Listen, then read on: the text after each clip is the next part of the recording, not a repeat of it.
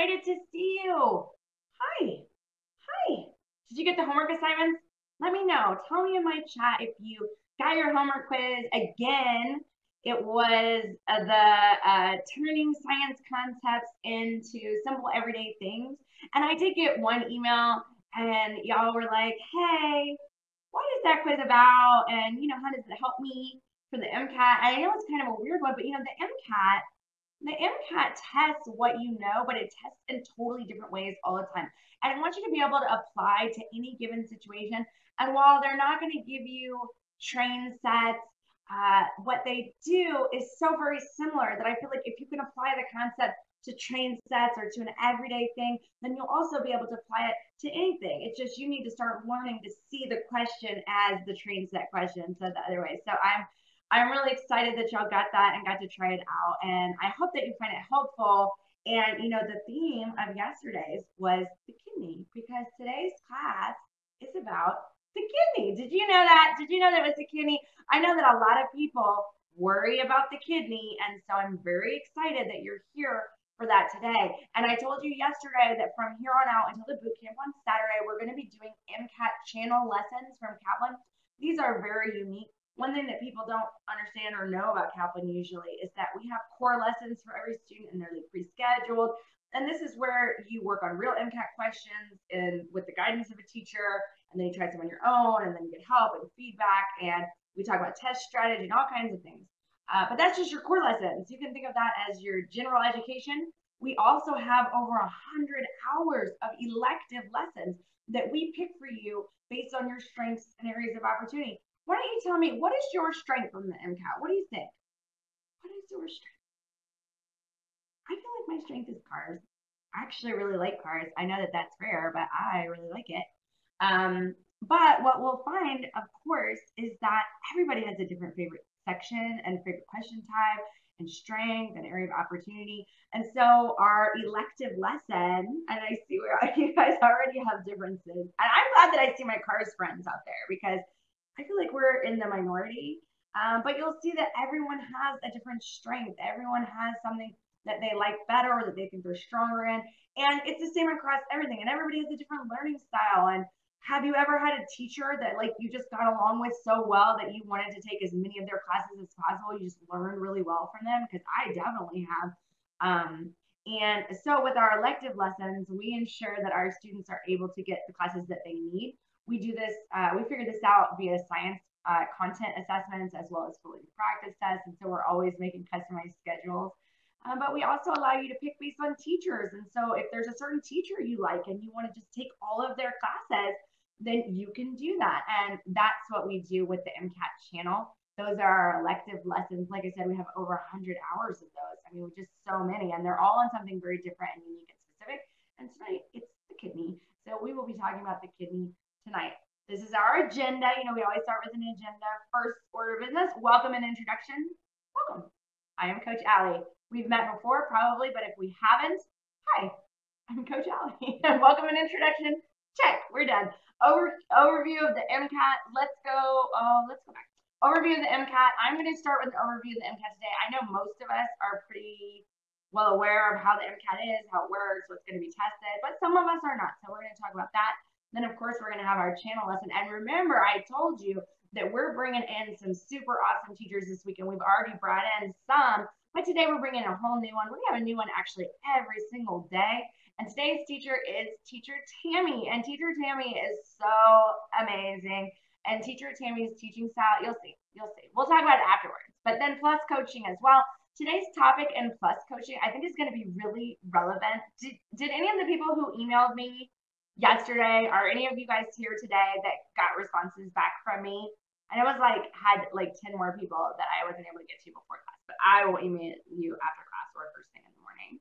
But for those of you who emailed us, a lot of you were asking some very similar questions about the materials you have and what you can do with them and how they're going to fit into your study plan. And we were talking back and forth about what skills each type of study material is going to help you to build and what additional skills you may need to build and get additional resources for, because your current resources aren't working on that particular skill. So in Plus Coaching today, we're going to talk about the skills that you need, and we're going to talk about how you can study to build those skills. And then we'll talk even about what type of resource. And you know, I always recommend Kaplan resources, but if you have other resources that fit into the category, then feel free to apply that instead of what I put up. But a good intro into our next coaching session, or one of our later coaching sessions this week, which is building your MCAT study calendar, which I'm really excited about, because we're not only going to just talk about how you should build it out, and I know that, but we're also going to talk about do's and don'ts and things that aren't super successful. We're going to talk about the exact number of hours that you might want to put in every week and build that calendar. And today's lesson is going to be, coaching sessions are going to be a really good lead into that, because today's coaching session is talking about kind of what things you need to study and what resources you need to use so that you can know what to fit into your calendar in our next coaching session. So our overview of the MCAT begins now. Here we are with the length of the MCAT. That's in minutes. The MCAT is very, very, very long, and it has a lot of questions on it. And I always like to start with an overview, because I usually have newbies. Is anybody here brand new to MCAT prep? Like you just started this week MCAT prep, or even tonight even, and you're just brand new? Because I feel like I always have at least a few of you in the room. And if that's you, then an overview will be super helpful. And if that's not you and you're not super brand new, then feel free to chime in and help to teach your fellow students a little bit about the MCAT, because they are new. Oh, look at all my newbies. Hi. Welcome. I'm excited to see you. And make sure, if you have not yet, up at the top of your screen, we have a link to the free MCAT week. And this is a whole week of MCAT. So you need to be signed up for this whole week, no matter what, the whole week. Oh, yay. Well, welcome. This is a really great time to start for those spring tests. Welcome and good luck. So this is of course, your number of questions and the length of each section. This is the scoring of the MCAT. So the highest possible score is a 528. The lowest possible score is a 472. Of course, each section is scored, but it's scored on the same scale. I did get an email yesterday, and the question was, how many more right answers do I need to get a certain score? And unfortunately, the MCAT is not really scored like that. And the MCAT is also scaled as well, so that if you were to get a test that they had adjudged was just a little bit more difficult than other tests, then they would scale it down, or they would make it a little easier on you in terms of the scoring of it. Or if they judge yours to be a little bit easier, then make the scoring a little bit harder. And so figuring out the number of right answers you need to increase your score is a little tricky, because they have really only put out some ranges, and they say, if you get this many right answers, you might be in this range of score. So they don't really put out so much about it, but I would encourage you to just think about the percentiles you need to hit, because that is kind of really well documented, the percentile you need to hit in each section to get that combined and total score that you want. So make sure that you do that research. And if you need help doing that research, you can always email us. You got my email right up the top. I'm your free coach from Kaplan all week long, and I'm happy to help advise for any of that stuff. Just email me at consultateacher@kaplan.com. Now, here's the science content of the MCAT. Of course, we all know kind of the sciences that are tested. Those are along the bottom, but I often am asked how much of each of those sciences. So we made this pretty chart. It's very colorful. You should, if you can, make a screen grab of this so that you can have it later. But one thing that you'll see is that they love to mix the topics. They love to mix the topics. They love to have a little bit of everything everywhere. They love to put a little science in your science, I like to say. So be prepared to think about the different sciences, as well as how the different sciences work together, and how the different sciences are going to be tested once they start mixing them together and applying them to new and different scenarios. Now, MCAT skills is something that I am a big proponent of. Those of you who know me will know that I do not believe that science content study alone is enough for the MCAT, and that's because one, it wasn't enough for me, and two, I have not seen many students that came to me and said, oh yeah, I've had significant score increase all by myself. Tell me, I always like to ask if you're brave enough to admit, is anybody brave enough to admit that, like me, they felt like they knew science, they studied a lot of science content, but they did not see significant score increases on their MCAT? Like I took 4 practice tests, and I was like always 1 point above, 1 point below, or like right back to where I started every single time. And that's because it's not a science test. I know you want to think it's a science test, but it's not a science test. It's a logic test. It's a logic test. And they use the language of science to test your knowledge. Oh, thank you for being brave. And one of the reasons that I asked about to be brave is not because I want to call you out at all. It's because I want us to see that we all have kind of shared experiences and that you're totally not alone. And I don't want you to get discouraged, because the thing that I see before someone gets comprehensive prep, or if they never do, is I see people fall prey to burnout a lot sooner than they reach their own actual potential.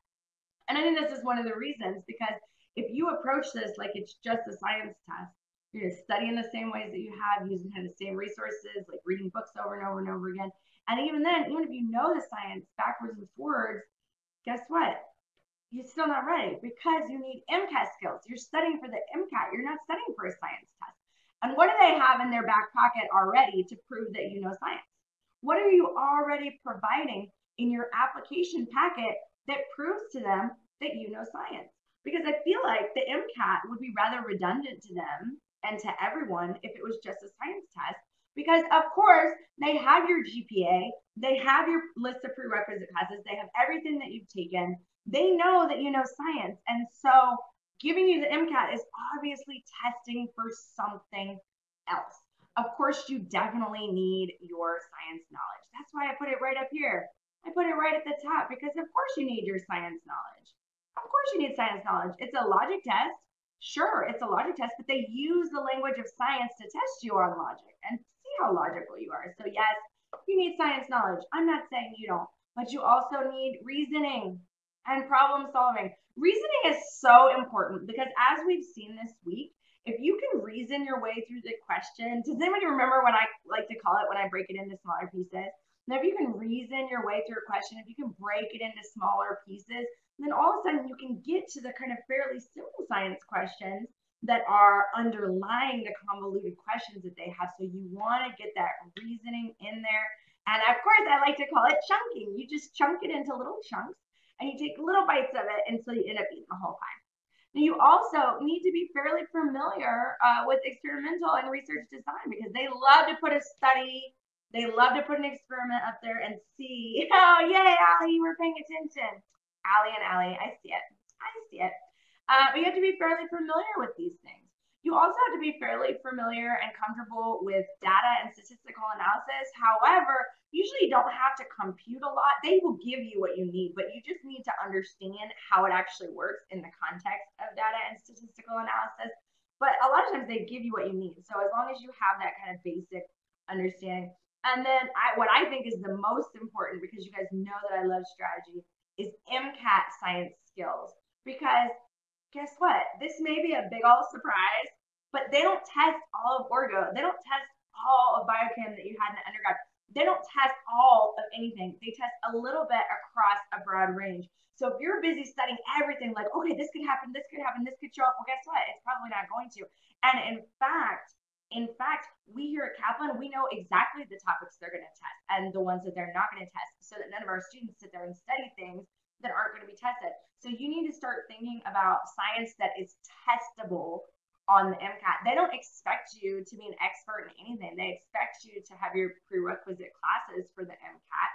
Some first semester stuff for most of them, maybe some second semester if your physics was broken up a little differently than the majority of universities. But they don't expect you to become an expert or do anything like that. They test a broad range of subjects, but only a few little things. So you got to figure out what is the MCAT science, so that you're not studying every single thing. And then you got to have skills with it. And the skills that I really think about that really come to mind most to me, it really is the chunking of it. Like, you have got to figure out how to get to the more simpler science questions. Because if you can take it step by step, I'm pretty sure you've seen this week that if you learn to slow down, to chunk it, and take it step by step, you can reason your way to it.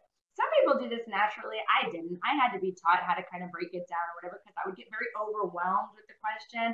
Is anybody brave enough to admit that they did that too? Don't even hang it on being overwhelmed. Like, sometimes I'll just read it and they put scary words in there, like really scary words. And we'll talk about this at our boot camp too, but they'll throw in scary words. And then you're like, oh my gosh, I'm not an expert in that thing. But usually you don't even have to know that thing. Like, I actually have a kidney question coming up in the boot camp. and you actually don't need to know anything about the kidney to answer it. However, they put kidney in there into the question, and all of a sudden you're like, ah, the kidney, the kidney. So this is what you got to do. You got to chunk it, and you got to know what is actually testable and what's not. And then at the end of all of that and all of your good and hard work, you will be rewarded, because then you will be ready to get the highest score on the MCAT, because you'll be an MCAT expert. An MCAT expert. But remember, we got to get all of our skills together. And in coaching today, we'll talk about what type of resource is best for building each of these skills. And we'll just see, even if you have resources already that kind of fit into the categories, and you can see what you may be missing or what you have covered and how you can cover it and beef up those skills. So I look forward to doing that coaching. Today's lesson, again, is an MCAT channel lesson. And I told you this yesterday, but I'll tell you again, this lesson would not be recommended for all of our students. We talked about it before. We talked about it before that we're all very unique, right? We all have different learning styles. I will say I'm an oral learner. Like, I have to be able to talk to someone and hear you. Like, even when I did my flashcards, I would read out both sides, because I got to talk and I got to hear to learn something. And so I can't just read and read and read and read and then know something. Do you guys know your learning styles? Like, I know some people are very hands-on. Like, you have to touch it and work with it and turn it over and like practice it before you can know it. It's like somebody could show you and tell you about it all day and you wouldn't get it. Some of us are, what's the other one? Gosh, I can't even remember. Anyway, we all have different learning styles. And so the MCAT channel is how we make sure that every student gets what they need at the level that they need. Visual. That's exactly what I was looking for, Kitty. And so I'm just so excited that you get to take one. But again, we would not recommend this lesson for every single student. So if you feel like it's a little bit more advanced than where you're at right now, I want you to pull back and just take away the big picture ideas and take some good notes for yourself.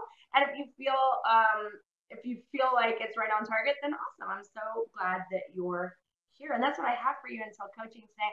I'm going to pass you off to your teacher. Again, she is amazing. Her name is Teacher Tammy. Teacher Tammy, go ahead and come on camera and take over. I'll see you guys in coaching, okay? I can't wait to talk about resources and how to move through the test.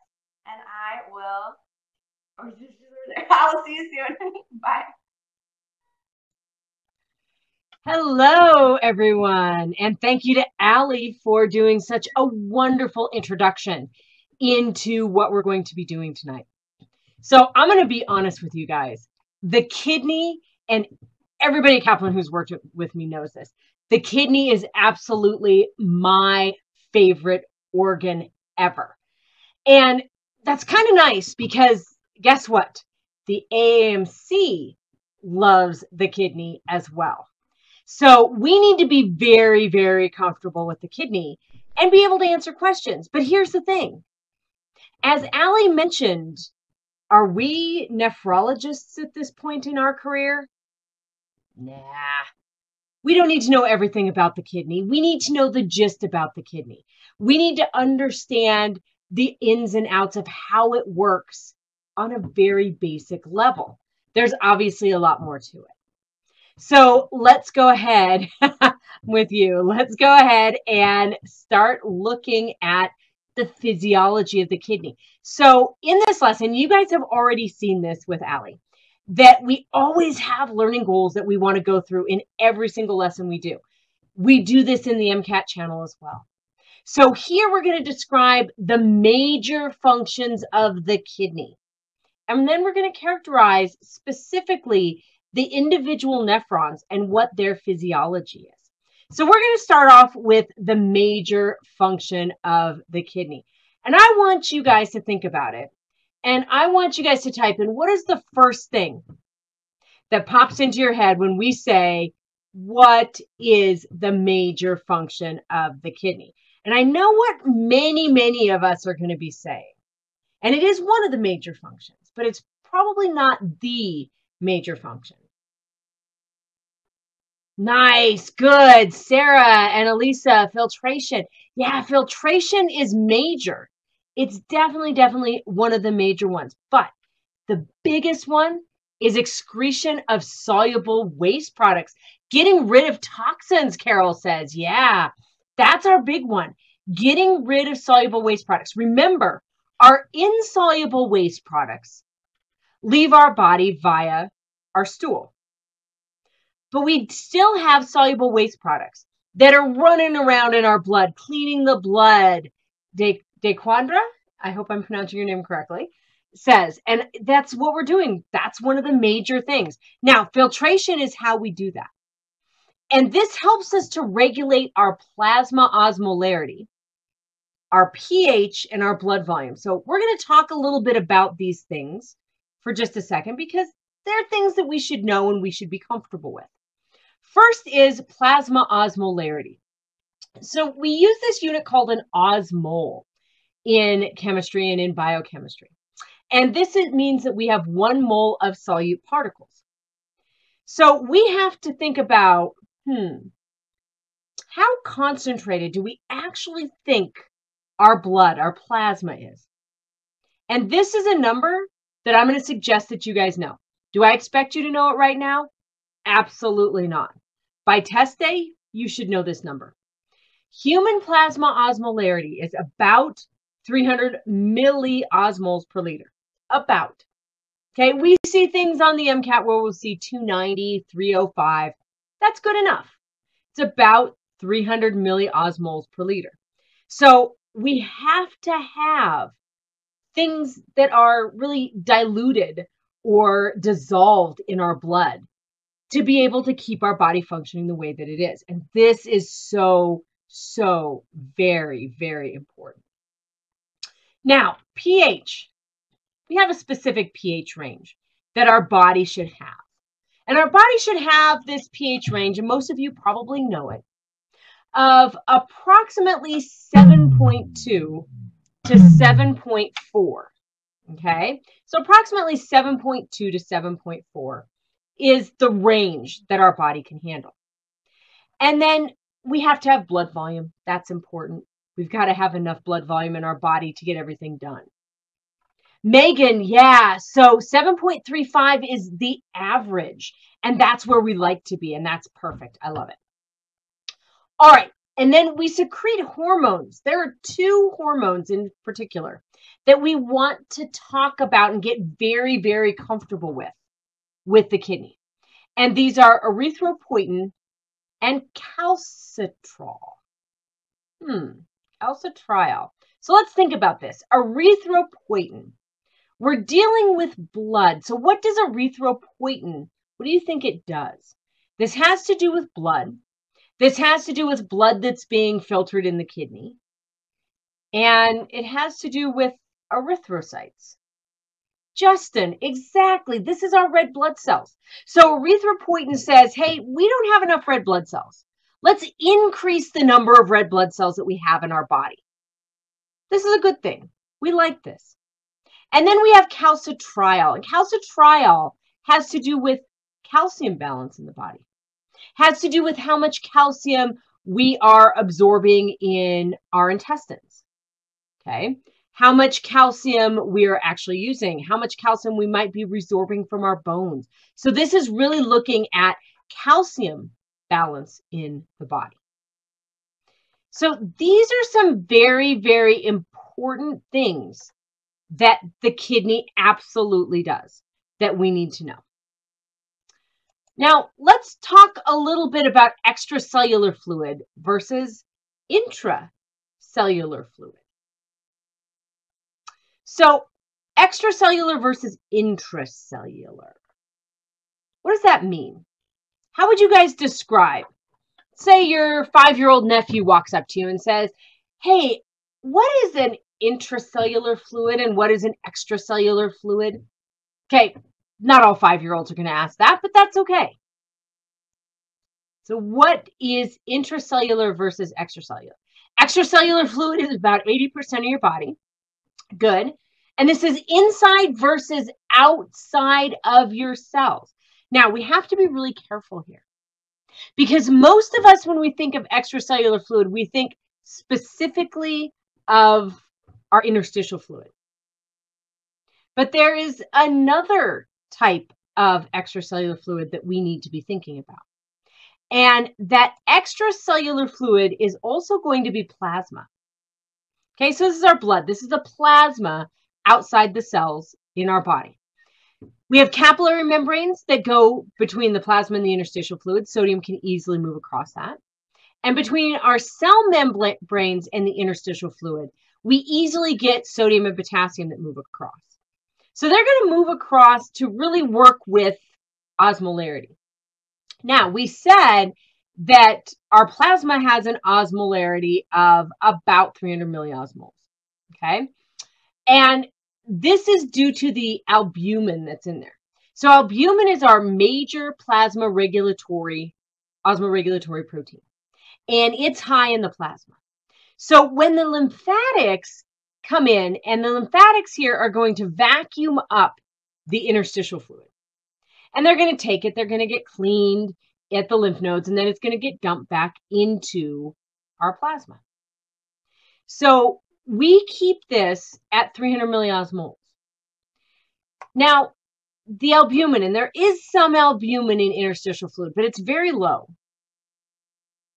Why would we want less albumin in our interstitial fluid than in our plasma?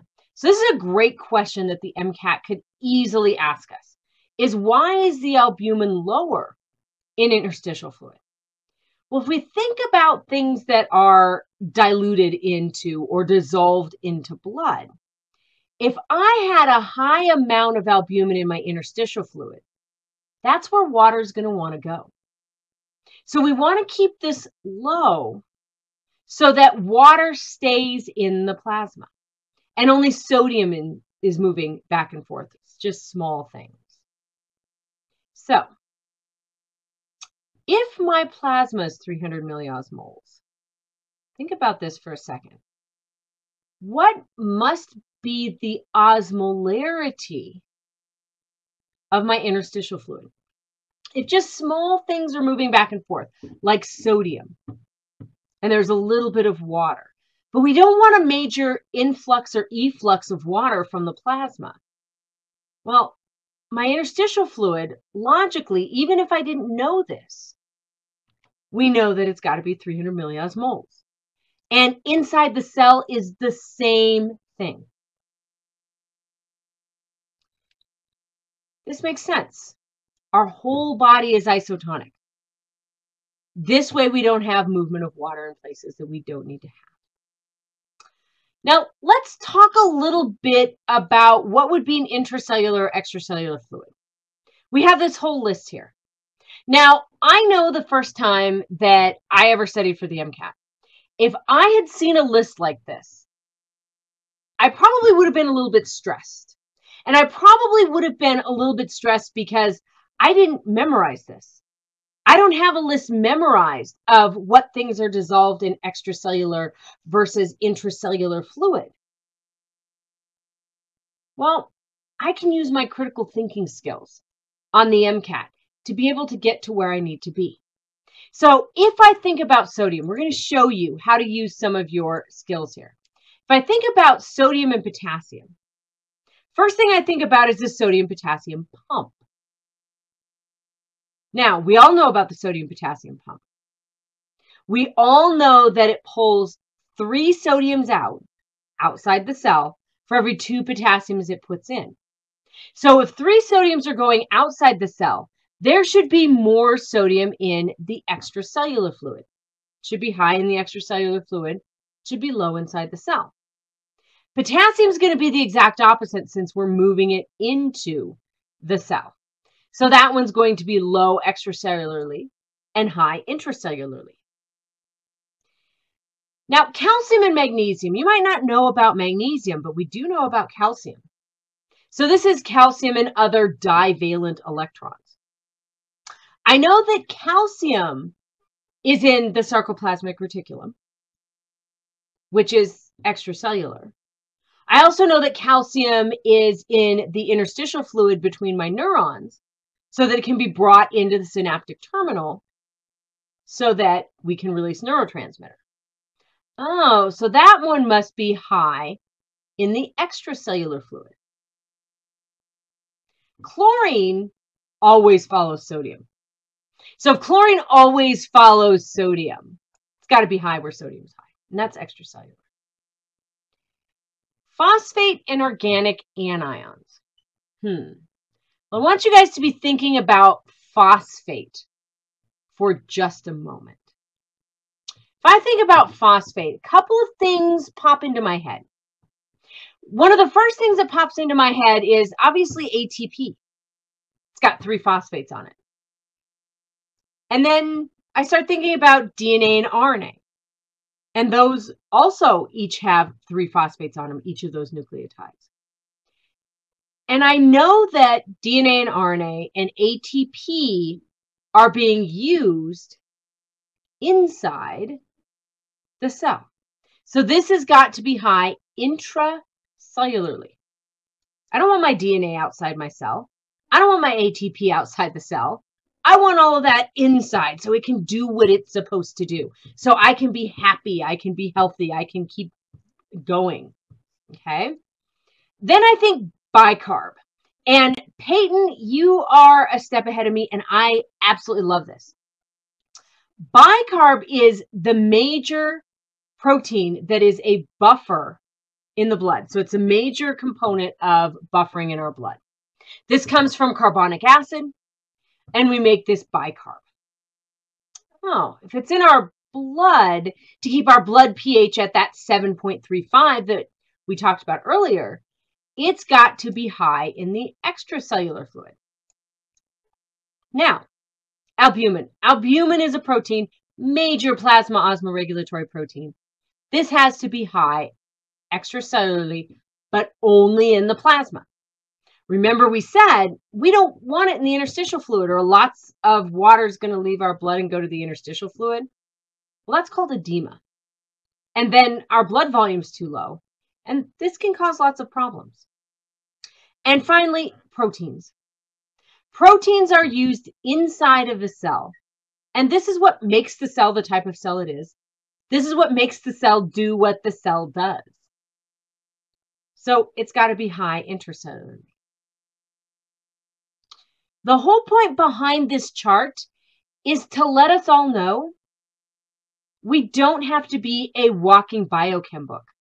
We don't have to be someone who knows everything. If we understand how a cell works, we can logically reason through the information given to us, even though we may never have thought about this before. And this is what we want you to understand with this MCAT prep week, what we can do as we go through and we learn about the MCAT. So let's try a question. This is an interesting question. And let's think about this. Albumin is the major blood osmoregulatory protein. Now, when we look at this, we see this, the most likely effect of a sharp rise in the level of serum albumin. So what does it mean? I want you guys to tell me, before we look at answer choices, I want you to tell me, what does it mean to get a sharp rise in the level of serum albumin? Where are we getting lots and lots and lots of albumin? Where is that showing up? When we see a sharp rise in the level of serum albumin. What does that mean?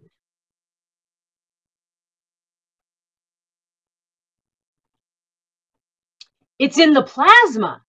Good. Good. It's in the blood plasma. You guys are absolutely correct. So if I all of a sudden have more albumin in my blood plasma, MCAT Lisa says, does this have anything to do with more water?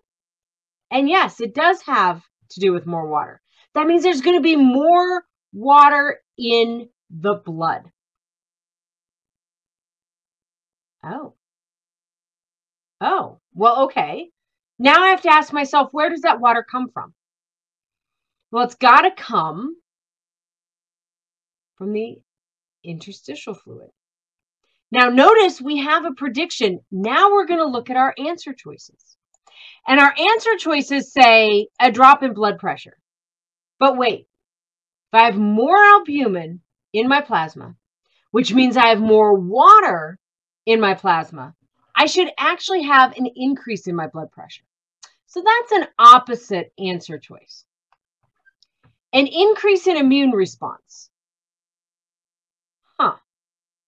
Never even mentioned immune response. This is a great wrong answer choice that tells us about things that are outside the scope. That has nothing to do with this. An efflux of albumin into interstitial fluid. Well, that means albumin's leaving my blood and it's going into the interstitial fluid. Well, water can easily move back and forth, but I should not have large proteins moving back and forth. And we already said the albumin should always be low in the interstitial fluid. So that doesn't make any sense. Oh, wait. An influx of interstitial fluid into the bloodstream. An influx into the bloodstream means that it's coming from the interstitial fluid into the bloodstream, which is exactly what we predicted. I like it. By understanding just that one little point about where things are in the kidney, we're golden. We can get this question, even if we didn't think about it before. All right, so now we've talked about the major pieces in the kidney, what its major functions are. Now we're going to talk about how our kidney does this. And this is going to be looking at the physiology of a nephron. So the nephron is the major unit of the kidney. And here's a fun number. There are 1 million nephron per kidney. Just think about that for a second. That's 2 million nephron between your two kidneys. This is the major functional unit. And it's important that we have this many. We're going to talk about why in just a moment. So let's look at a nephron. So this is what a nephron actually looks like. We have our arterioles coming in. So our efferent and our afferent arterioles. We have these going into this glomerulus right here.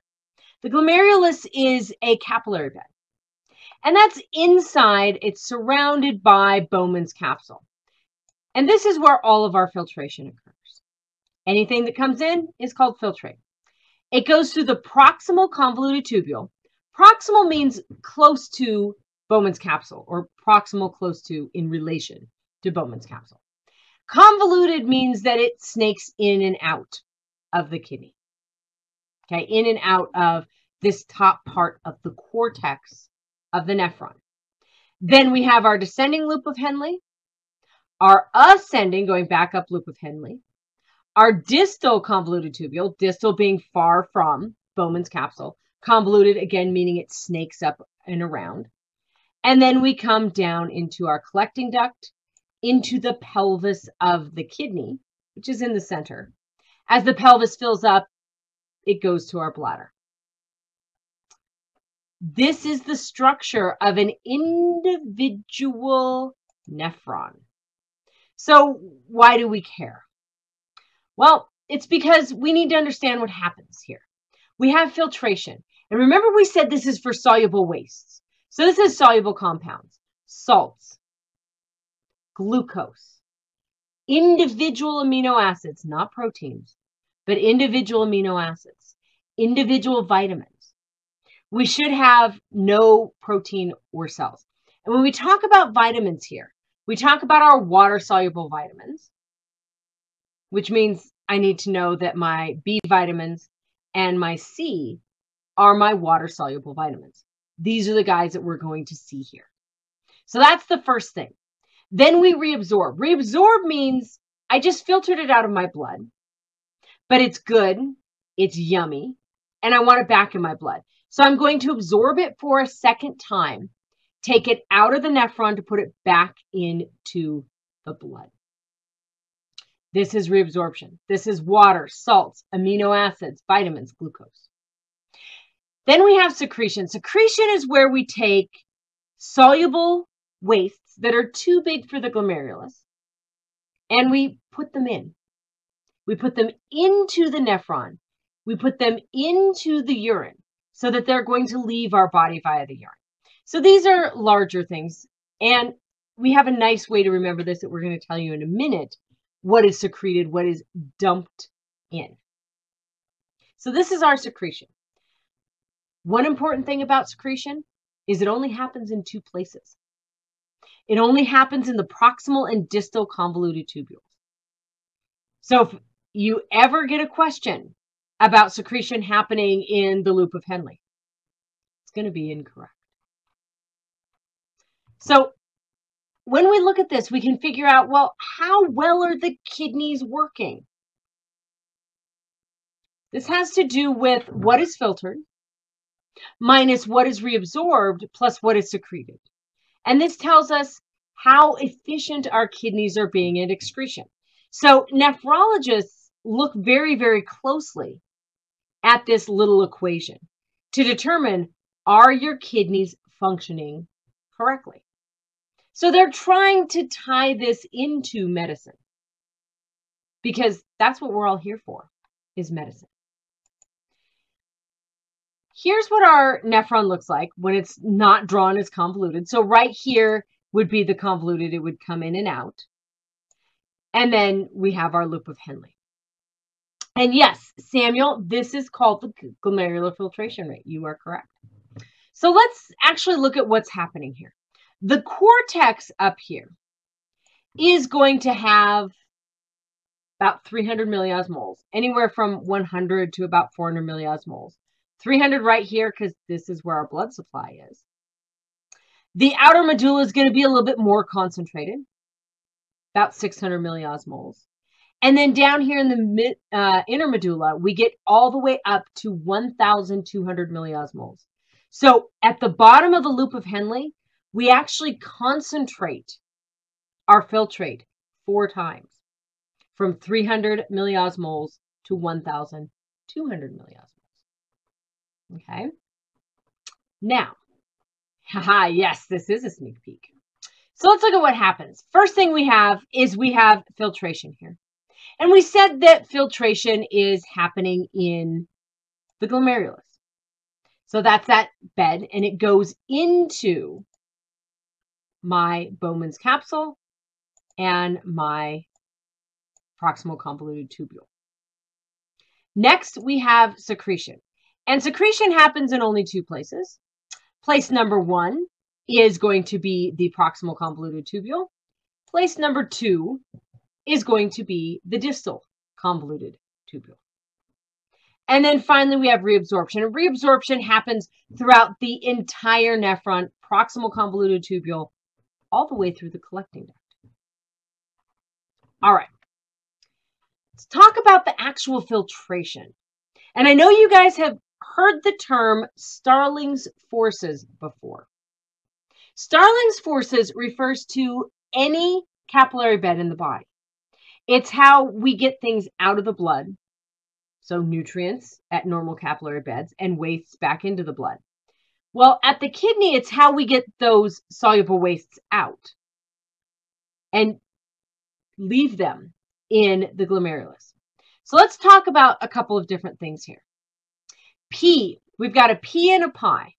P stands for hydrostatic pressure. So this is the pressure of the fluid. And the pressure of the fluid in the capillary should definitely be higher than the pressure of the fluid in Bowman's space or Bowman's capsule. And then we have the pi. Pi is oncotic pressure. Oncotic pressure has to do with the amount of albumin. Remember we said albumin should be high in the plasma, and albumin should not cross capillary membranes. The same thing occurs here. Albumin should never cross a capillary membrane. If it crosses a capillary membrane, that membrane is damaged. So the oncotic pressure should be higher in the capillary than in Bowman's space. So over here we have the hydrostatic pressure of Bowman's space should be low because all the fluid is moving through the nephron and draining into the pelvis of the kidney. And then we've got our oncotic pressure here of Bowman's space, which should also be very, very low. Essentially, it should be 0 because there should be no albumin there. So how does the fluid get from the capillary into Bowman's space? Starling's forces. If the hydrostatic pressure is higher in the capillary, it's going to push, it's going to force fluid out. And if the oncotic pressure is higher in the capillary than it is in Bowman's space, those soluble wastes, the things that are dissolved in the water, are going to follow. And what this does is this allows a net flow from blood into the nephron. Now, this is important because your kidneys filter, get ready for this. We have 7 liters of blood approximately in our body. The amount of blood that goes through the kidneys every day causes us to filter into the kidneys, into the nephrons, 180 liters of water, of fluid a day. Now, we don't urinate out 180 liters. So we know that most of this is going to be reabsorbed. Okay, so we filter 180 liters of blood a day, which is amazing. Yes, I agree with Chris. Our kidneys are definitely the overachievers of our body. So we have this net flow out, which is good because that's the first thing that has to happen in the kidney is the filtration. So let's talk a little bit here about what should be going into Bowman's space and what should be staying in the blood. Here's an equation that no, we don't have to know this equation. We have to understand the concept behind the equation. We take the hydrostatic pressures, subtract Bowman's space, which is lower, and then from that we take the oncotic pressure, and again Bowman's space should be lower, essentially 0. And what this does is this allows blood to be filtered.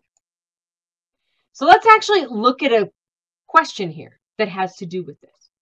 So I have my oncotic or my hydrostatic pressure here in the capillary at 60, in Bowman's capsule as 18.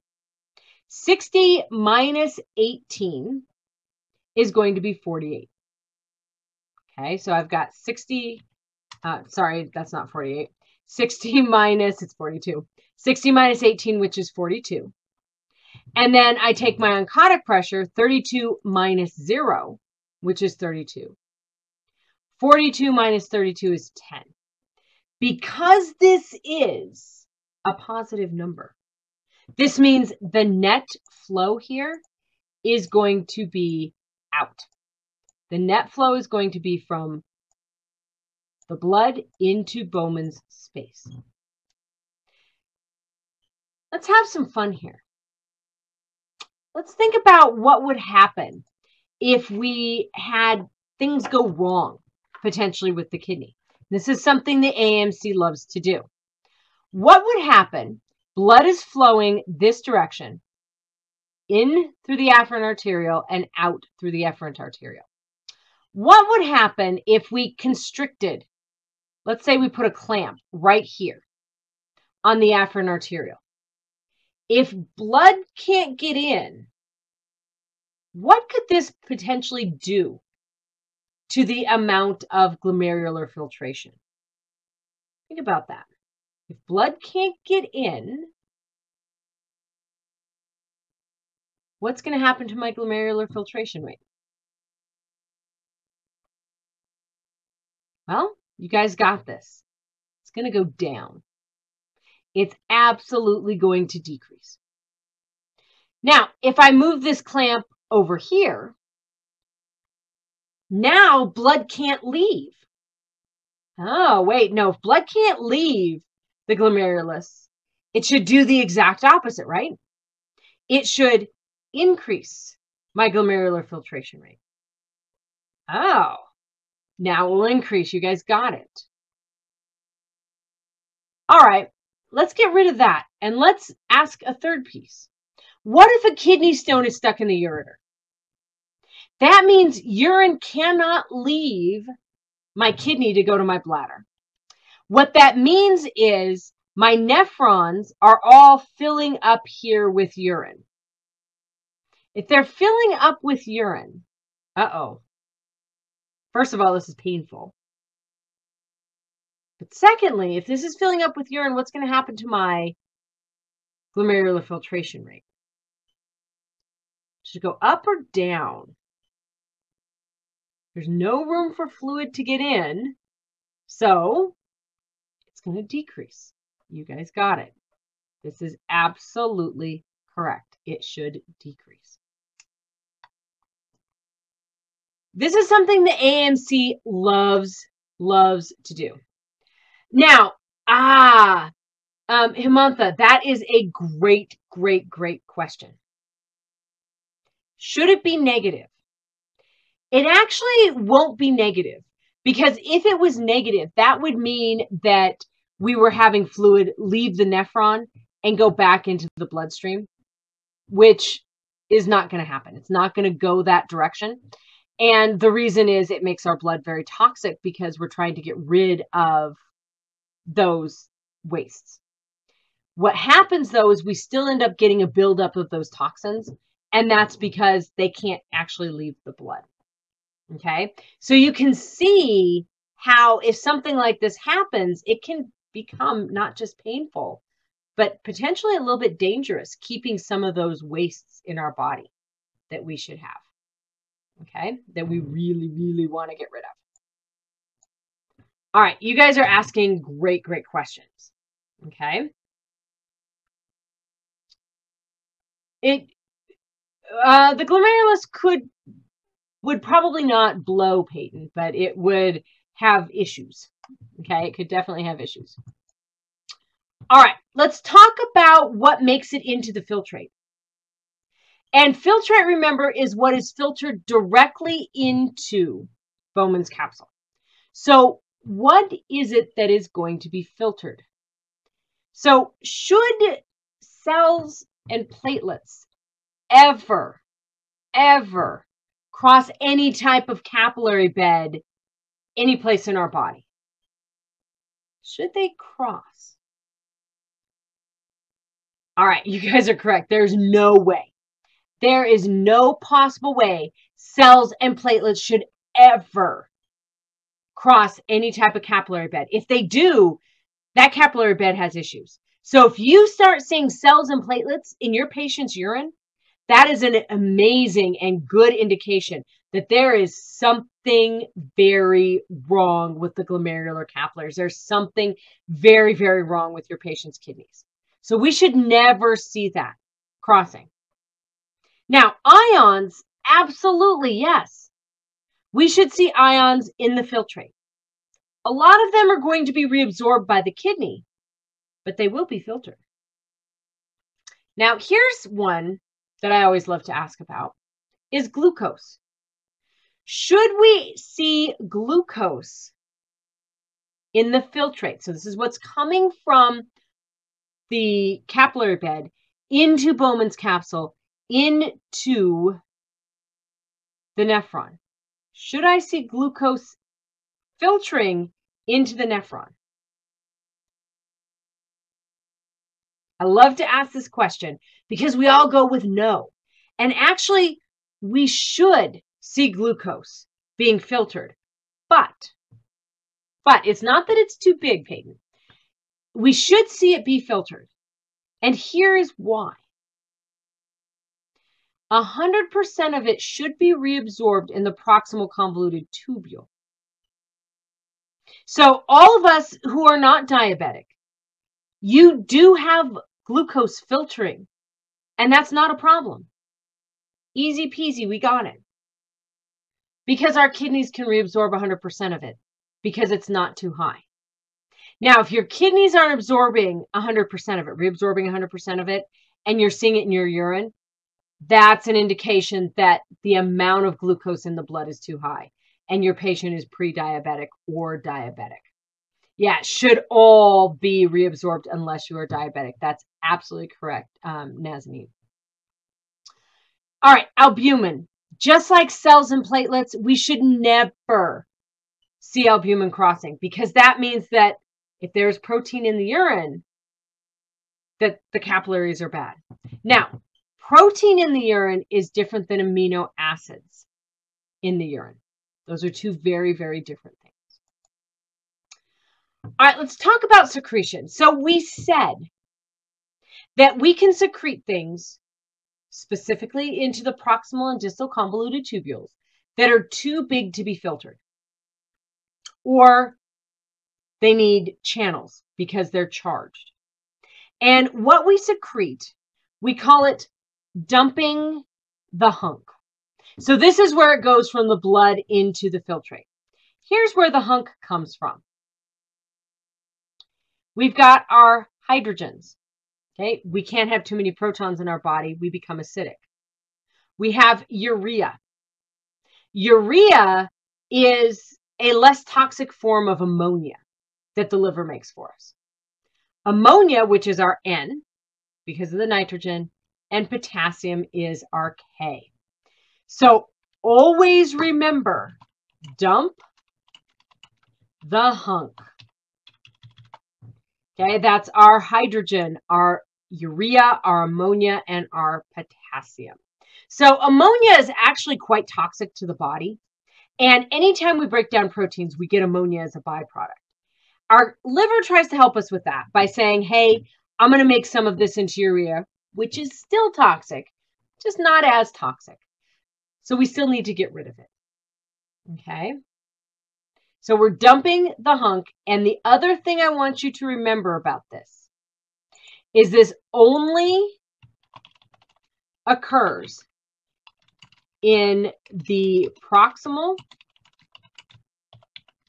and distal convoluted tubules. It's the only place that we secrete. Okay. Julia, I am glad that you like dump the hunk. I think it's a great mnemonic too. I love that we all use it on the MCAT channel. Okay, so this is our secretion. So you can see right here, we have our hunk right here, and we have a little bit more hunk over here. All right, that's secretion. That's getting rid of things that need ion channels, or they're too big, things like urea, that are too large to go across the glomerulus. Let's go ahead and look at reabsorption. Reabsorption, we said, is where the kidney says, I could actually use that. Let's put that back into the blood. It was in the blood, it got filtered. I need to absorb it for a second time. So we call it reabsorption. And reabsorption happens all the way through the nephron, starting at the proximal convoluted tubule. At the proximal convoluted tubule, we get about 65, and we're going to see this number in a couple of slides, about 65% of our sodium and chlorine. Sodium is actively transported, chlorine and water passively follow that. Then our amino acids, our vitamins, and our glucose should be 100%. Definitely glucose should be 100%. This could change depending on, for amino acids, vitamins, depending on what it is that you have recently eaten. Water is going to passively follow that. Now, to give you guys numbers that I gave you earlier, and I want you to critically think about this. If this is at 300 milliosmoles, this is at 600 milliosmoles, and this gets all the way to 1200 milliosmoles. If I start to go down the descending loop of Henle, okay, the nephron is one cell thick, so things can pass back and forth. And we want to keep it at the same osmolarity as what is in that interstitial fluid. So I need to concentrate this.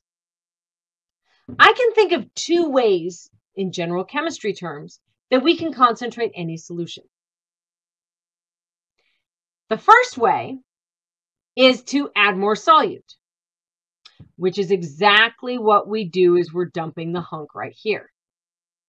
The second way is to remove water, which is exactly what we do all the way down the descending loop of Henle. Then as we go back up, we have to dilute this from 1200 back to 300 milliosmoles. Well, in general chemistry, there are two ways to dilute things: add more water or remove solute.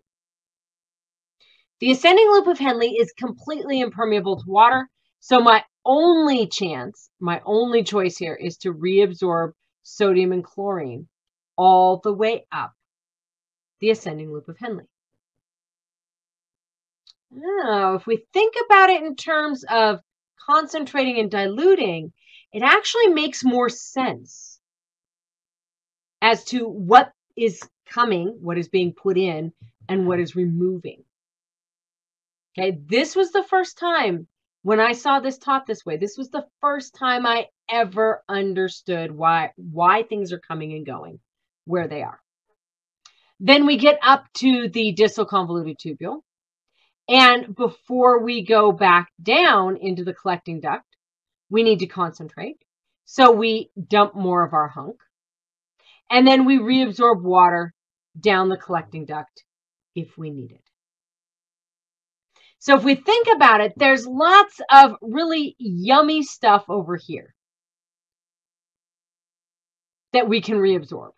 But by the time we get to the distal convoluted tubule, this is all ammonia, potassium, hydrogen, urea, and other types of wastes. So we don't want to be reabsorbing a lot of stuff other than water at this point. Let's look at something that the MCAT can do for us. They can make us think about how specific graphs might change.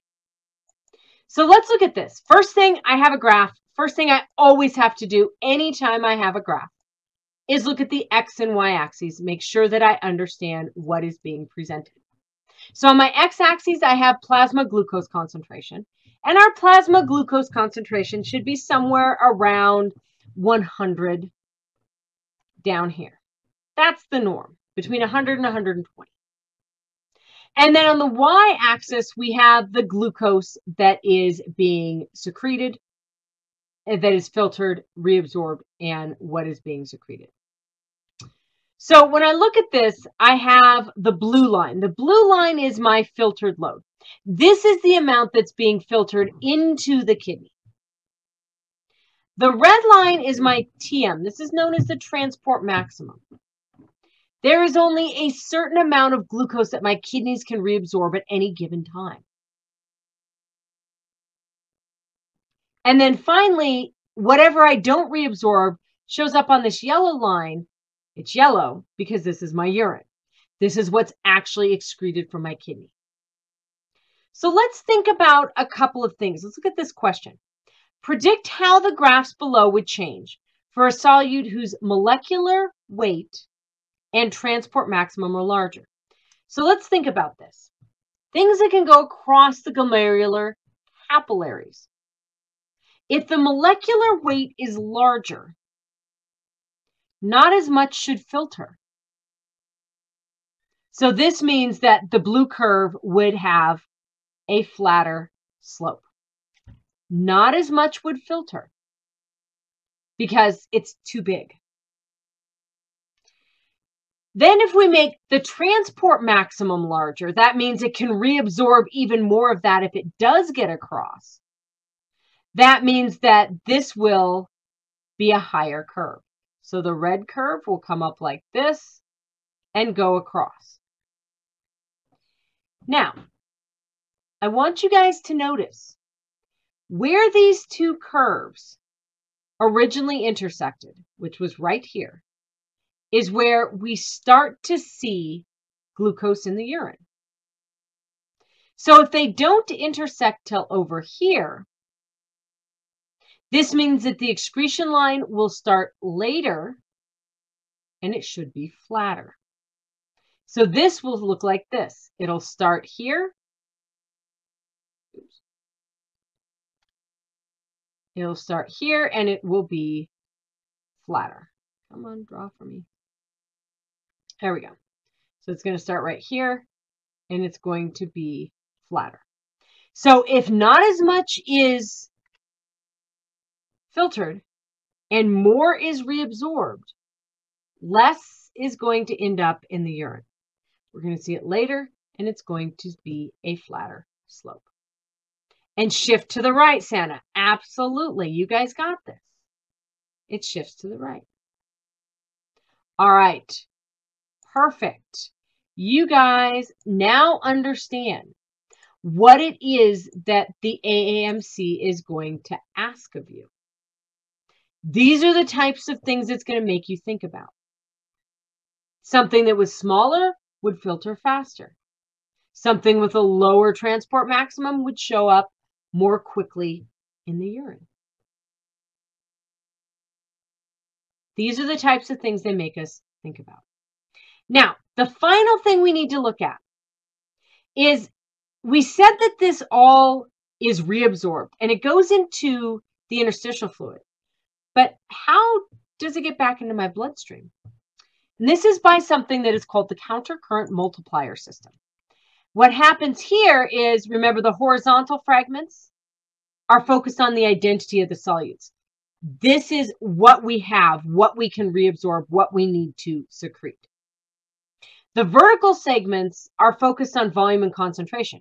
Remember, as we are going down the descending loop of Henle, we are concentrating. As we are going back up, we are diluting. So that's what these segments look like. Now, we have our afferent arterial and our efferent arterial. We get our filtration. Notice this is a light yellow because it's about 300 milliosmoles. And here we reabsorb, as I mentioned earlier, about 65% of our sodium chloride. Water passively follows that. We should reabsorb 100% of our glucose, amino acids, and vitamins. There are times that we might see amino acids or vitamins in our urine. Okay, if I have a huge porterhouse steak, I'm going to be breaking down a lot of protein. I'm going to see more amino acids in my urine. If I take multivitamins, most of that leaves my body in the urine. Okay, so depending on what you've eaten, what you've ingested, the amount of amino acids and the amount of vitamins can change. All right, we need to start going down our descending loop of Henle, so we dump our hunk. Then we reabsorb water all the way down. This concentrates it to about 1,200 milliosmoles.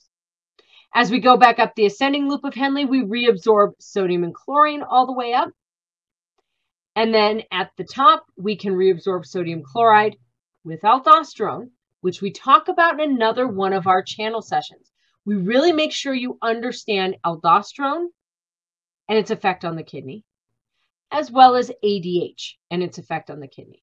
ADH works in the collecting duct to reabsorb water. So we dump more hunk and then we reabsorb water. So Samuel, you sound just like my husband. I love it. All right. So we have this vessel called the vasa recta here. And what this does is it goes the opposite direction. So the flow in the vasa recta goes from right to left. And as that flow is happening, it is going to reabsorb sodium and water. Okay. And then up here at the top, it would be reabsorbing our glucose, our vitamins, and our amino acids. So counter because the current's going the other direction. So it's a counter current.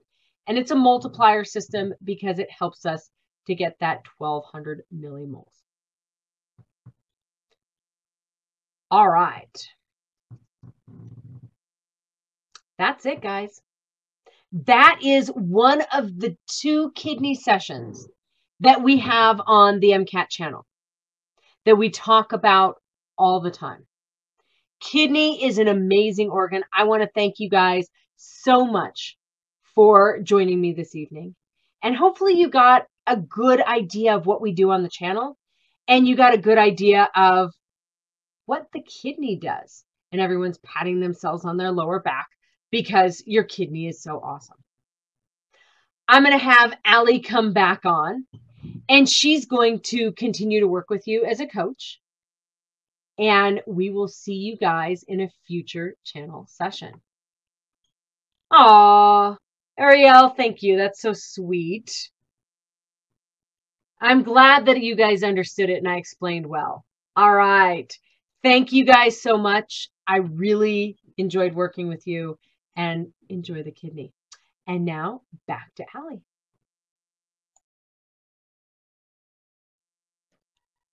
Wasn't she so great? Listen, I tell you what, the kidney can be very scary. It doesn't have to be. It doesn't have to be, you know, but you do need to know about it. And I think with the visuals, and I saw one of you was very pleased with that mnemonic that she used. So I really like that. And I think too that like the thing I really like about Teacher Tammy is that you can tell that she's such an expert in what she's talking about, but she doesn't seem so far away. You know, like I've had some teachers that sound so experty that I'm like, I don't even follow. Like I just can't even put myself on that level. But Teacher Tammy always breaks it down to a way that I feel like, oh my gosh, why didn't I not ever understand that before? So I think it's just awesome. We're going to get back into coaching now. Remember, our coaching topic for today is how to study for each skill that you might want to build and what type of resource is best for that. And we're going to get started. So I know it says Kaplan, but I feel like you can apply this to anything, anywhere. Of course, Kaplan does provide every single resource anybody could ever need for the MCAT. But let's just start with this. On your left-hand side, what you see are what I call the 4 pillars of test prep: content review, test strategy, stress management, and study planning. I feel like you can be really great at content review, but not study plan very well, and then have issues because you don't have your plan in place and we spend too much time on this or too little time on that. Is there anybody who's like me and not super great at making their own study plan? I'm really not. That's why one of the sessions today is going to be a little bit about how to build a calendar, because I'm just not that organized that I can make my own study plan. And also I think it's very hard to make your own study plan on something that you don't know. So you're just kind of like meandering through stuff. I really felt like there was a long time that I was just meandering through resources and it was not super helpful to me. Also, if you have all this anxiety, you might be great at the test and understand everything about the test, but not get the score you want when the timer's on, because all that anxiety gets in the way. So stress management is really important.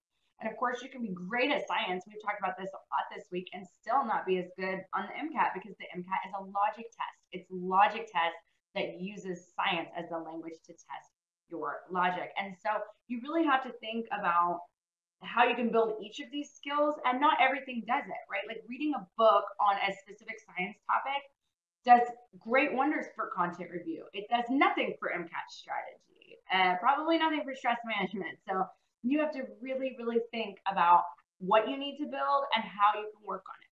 So let's start talking about what we may need. All right, so the things that I've highlighted here are some of the things that I think are most important, and the things that I find that I often have to help my coaching students with and help them figure out what resource is best and when they should work on these things. Obviously, science content instruction is very important. We talked about it earlier this week, and I asked y'all what you thought the most important thing you needed for this test was, and a lot of you said science, content.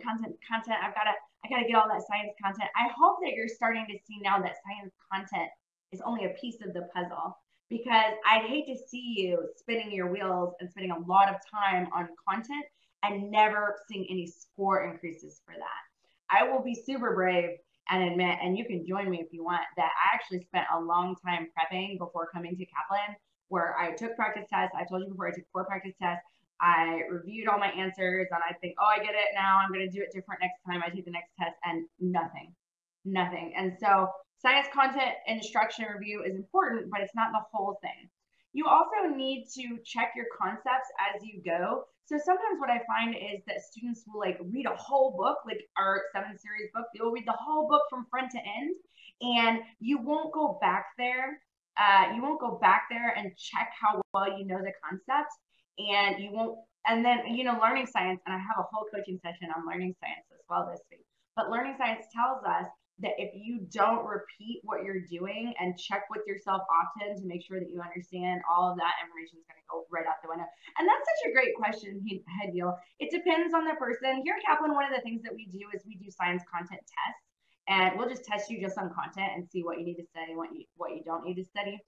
But I would say, first of all, if you have the how many of you have the 7 series books from Kaplan? Because I find that most people have them because they're very, very popular. They're like highest rated on Amazon. You want to look, of course, at your test scores to deal. You also, remember I told you that I want you guys to make a why I missed it list. So if it's consistently like concepts, science, make sure that you're categorizing what science it is and then go back for that. Also, in your 7 series books, and I see that a lot of you have it, and probably most MCAT preppers will get it at some point. Oh, that's awesome, Kimber. That's awesome. In those books, have y'all noticed how they organize some stuff as higher yield and some stuff as lower yield? You've seen that? You've seen that in the books? I would make sure that you're spending more time in the higher yield material because that's where your points are coming from more often. And I would spend less time in the lower yield material because I don't want to spend hours and hours and hours and hours of study for something that there's not many points or maybe no points on test day. And so really organize yourself from highest yield to lowest yield and do concept checks throughout the way to make sure that you're understanding it. Or you can try some discrete questions on MCAT. I would do slow with your notes out, but just like make sure that the concepts are there because when you practice on MCAT questions, of course, they make it more difficult by putting logic on top of it. But that's what I would do. And I love, that's why I highlighted, I love discrete practice for concept checks because when you take a full length test, it's very hard to remember why you missed something and you're just guessing. Oh, I just didn't know that science. I think I was rushing that. It's very hard to remember because you're so far removed from when you got it wrong. And so you might misdiagnose yourself as to why you got it wrong. But if you do a discrete question, you can immediately say, oh, I got it right for the right reason, or oh, I missed it. And this is exactly why I missed it. And it may be more than one reason why you missed it, right? And so I want you to do discrete questions so that you can immediately identify, oh, that was a content issue. That was a strategy issue. I didn't read the question right, or whatever you have there. And in terms of what pillar that helps, what pillar do y'all think that falls under? Science, content, instruction, and review. What do you think that's going to help you with out of my 4 pillars? Because remember, I got 4 pillars. You got to get all of this down. I honestly believe that. And some of you will be better at one pillar than the other, or even most of the pillars. But you have to really think. And of course, this is your best way to build. This is your best way to build for your content review. So those of you who have your 7 series books, I love it. If you were my coaching student one-on-one in the Kaplan Plus course, and you came to me and we were looking at the patterns, it was consistently a content issue over and over and over again, that's where I would send you to your 7 series books. I would help you pick out the chapters and all that. So if you are really struggling, you see over and over with your why I missed it, that it's science content, then of course, MCAT science books are right for you. And those of you who have the 7 series books, you're right on target with that. That's exactly what I would assign for my students and what I would do if I diagnosed that particular issue. Now, the next thing that I need y'all to even think about is that you always going to have to get more advanced, at least with that high yield material. There will come a point where you have studied your content enough that you're pretty darn good at it. And every book, no matter how great it is, can only go so far above or so far below, right? It can't really reach all of the outliers. And so, you know, you may have a few advanced topics, a few advanced practice questions, but there will come a point where you've got the basics of your content and now you need to look at some more complex stuff. I like to see you look at complex stuff mostly in high yield materials. And I want you to do this kind of throughout if you can and interactive if you can. Because we talked about earlier how different people have different learning styles. And you can feel free to tell me again if you want to shout out your learning style. But for me, I tell you what, like I could never learn everything just from reading a book. I couldn't because I have to touch it. I have to talk to someone about it. I got to get my questions answered. I got to go back and forth. Like there's a lot about the way that I learn that I can't just do by reading. And I like to think that when you take a test, that's a skill. And I know that you know it's a skill because you've probably said to yourself, and if you're brave, you can admit it. You probably said to yourself that you're not good at taking tests, or you're just not a good test taker. And when you say that, that means you know that test taking is a skill. And when you're trying to build a skill, you can't do it just by reading. Think about when you learn to play an instrument. You couldn't just read for what you got to play it, you got to touch it, you got to take lessons, you got to ask somebody about it. I would never think that I could read a car manual from front to end and then be able to apply that and do that. I've got to do all of the aspects of building a skill. So I want you to think about the last time that you learned a skill, whether it be, you learned to be a mechanic, or maybe you learned, the first thing I can think of is learning how to tie your shoes, but maybe you learned a sport. I played basketball myself, so I apply this a lot. I think about sports analogies, and it wasn't just going to games and game time all the time. So I want you also to think about how you can get more complex stuff and work that in there, and how you can get some interactivity as well. And what pillar do y'all think that this stuff goes to? I think you can guess. You're pretty good at this. I think this whole, and this also is, and I'm going to highlight here too. Remember, anytime that you see pink, it's just me, but I am going to highlight that these are things that I do think you can study on your own. I do think you can study content on your own, because I've talked a lot about things that I don't think you can do on your own, but I want you to know there are things that I do think you can do on your own, and these are them. And in order to get that more complex science content in, of course, that's more content review. And I think that you should work with video or recorded material there. Of course, we do have our science review videos, and that's what I would prescribe to my Kaplan Plus students, but definitely try and work some interactivity in there. Something that you can see, something that you can hear, because I doubt that your learning style is such that you can just read, and then you can do an application-based test. That is probably a pretty rare student. So the next thing that I think that you should think about, and I do think that you need live resources for this. I honestly believe that you need live resources for this. Test taking strategy. Have any of you guys tried to learn strategy just by reading about MCAT strategy? Because I have met some people that try to do that, and I think that's really difficult. When I show you something about patterns and I'm like, hey, look at this and look at that, I feel like it just kind of comes alive for students, and all of a sudden they're like, oh, I got it, in a way that you're not going to get it if you're just reading it on paper, because it sounds weird, right? Oh, the MCAT has patterns, check for patterns. Oh, you could eliminate something, and you're like, wait, what? Why? But then when you have that teacher there and you have a coach there to guide you, all of a sudden this test taking strategy is eliminated. It makes sense. And that's why I think also that you need guided practice throughout your prep as much as you can get. Of course, you can always come to Kaplan. We have free events all through the week. Again, I don't think that our free events through the week is enough to get you fully prepped, but we're definitely able to answer your questions and kind of help you out here and there. And I think the big deal is getting your questions answered. I saw y'all say earlier that you've got to be able to ask questions, and that's 100% true.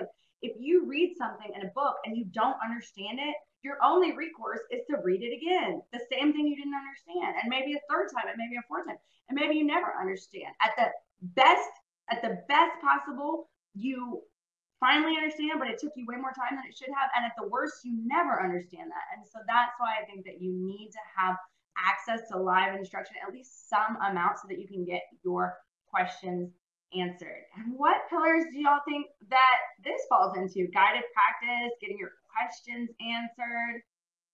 What could that help you with? That's right. It's going to help you with test strategy. And I love test strategy. You guys know it. There's going to be a lot of strategy in our boot camp lesson as well. So I hope that you're coming to that. It's on Saturday. Don't miss it. Don't miss it. And then the last thing I think is just teachers generally. Of course, I'm going to say that you should have a teacher because I'm a teacher. And so I obviously think teachers are awesome. But I also love teachers because teachers are that thing that can touch all of your pillars. We can help you with everything: content review, test strategy, stress management, study planning. I can say that as a coach, my job is 60% counseling. About 60%. I'm trying to keep you calm. I'm trying to make sure that we can focus, and we don't get so nervous that we're not getting points and we're very frantic. I'll study this, I'll study that. We just calm it down as best that we can. And teachers, of course, are going to help you with all of those things. And that's why I'm so glad that you're here for these lessons. Remember, the next couple are all MCAT channel lessons. And we have MCAT channel lessons on everything. We have MCAT channel lessons on, I mean, this week you'll see a lot of science content, but we also have strategy lessons. We have test reviews so that when you take a full length test, you can go and review the questions from each of the sections. We have things having to do with study planning on there, just every single thing you possibly could need. So of course, that's my favorite feature of all of the Kaplan features, but it comes back again to needing live resources. At some point, you will need somebody to talk to. You will need to be able to get your questions answered. Otherwise, you're just going to end up spinning your wheels, and I don't want to see that happen. Now, practice. This is something that you will need to practice, and you're going to have to get a lot of practice too. One of the things is that you're going to need to simulate test day for a couple of reasons. One, it helps with the anxiety, because the more that you test, the less scared you're going to be of testing. And two, it helps you to build endurance, because I mean, this is a long test. This is a very long test. Did anybody feel tired in the practice test that we took on Saturday? Was anybody like, oh, my brain? Because I definitely, when I first started, 3 hours was a lot, and then you have to grow that, and you have to grow that, and you have to grow that, and eventually you have to get to that, you know, nearly 8-hour mark, and that takes practice. So I want you to simulate test day. I know it's so exhausting. I want you to simulate test day as much as you can, and I want you to build endurance. You can do this using full length tests. You can also do this by stretching out your study sessions to longer and longer. I don't think you should sit down for 8 hours straight, especially not to start. But, you know, get a 2-hour study in and then build it to 3, and then maybe you can sit for 4. And, you know, our classes here at Kaplan are all pretty long. You've probably already seen that. Not our elective lessons, not our channel lessons. Those are all 1 hour. But our core lessons are pretty long for a class. They're 3 hours long, and that's because we're trying to help you with everything that we do. This way, we're trying to help you to start building your endurance. And of course, simulating test day is going to help you with content review. It's going to help you with test strategy. It's going to help you with stress management. One of the really cool features of Kaplan is that we do include all of the AMC practice material. But if you've already got that in your back pocket, this is a way that you can kind of hit these pillars and get rolling with that. And that brings me to my last thing that I want to talk about. These are what I call the quick hits. The quick hits, the things you can do really quick. There's not a lot that you can do for the MCAT that's going to be really, really quick for you, but you can practice on things at different levels of length and structure and difficulty. I call these doing drills. And at Kaplan, we have a Q bank, and it's got thousands and thousands of practice problems. And I keep my tutoring and coaching students in there a lot, so that they can pull a specific type of question, so that we can diagnose again, because I'll look at their tests and we'll be following the patterns, and we'll think, okay, is this a content issue? Am I rushing? What's going on? And then to test that, we get in and we do discrete questions, and we'll be like, okay, we'll do 3 discrete questions in a row and see if you can identify which ones are more difficult and come back to them later. Or we'll say, hey, let's test this content in a couple different ways. I'm going to show you a couple different questions that test the same content material, but in different ways. And then we can see, is it the way that they formulate the question, or is it a real content issue? And I call these drills, and you need a lot of discrete questions to do this, but I think it's huge. And of course, we have our Q bank, we have our passage-based questions. In our lesson book, we include a lot of drills to make sure you really understand something.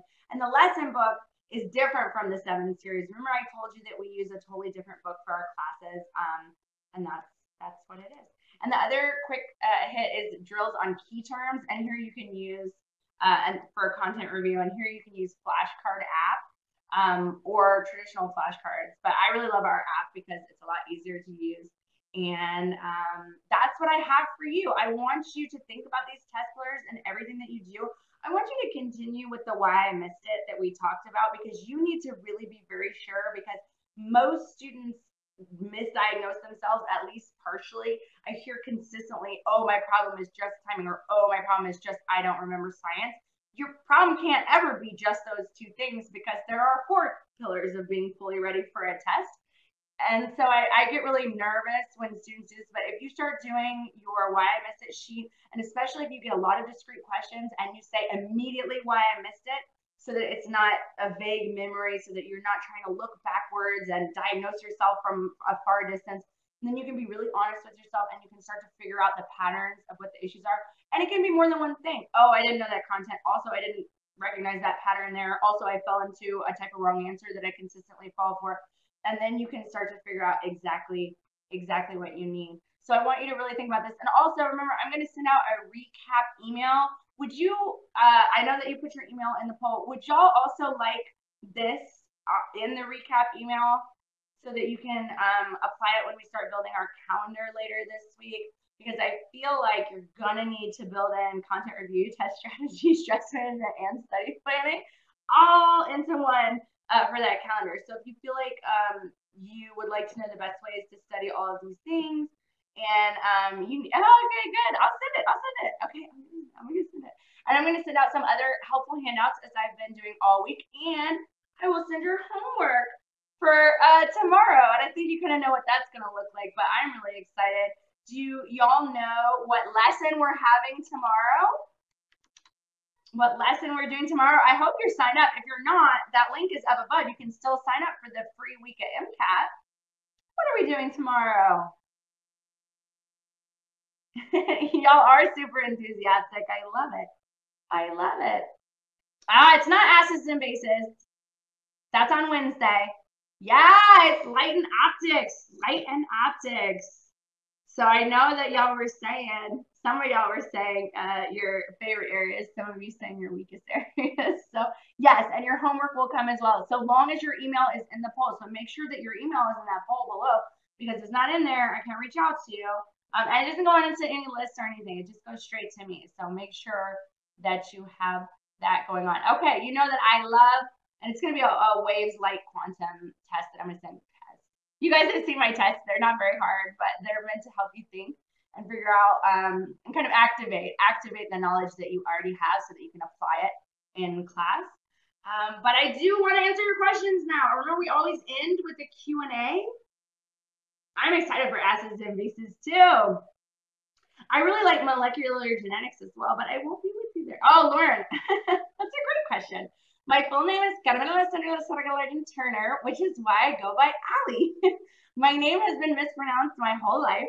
Also, my first name I share with pretty much every woman in my family, like all the way back to the very beginning of time.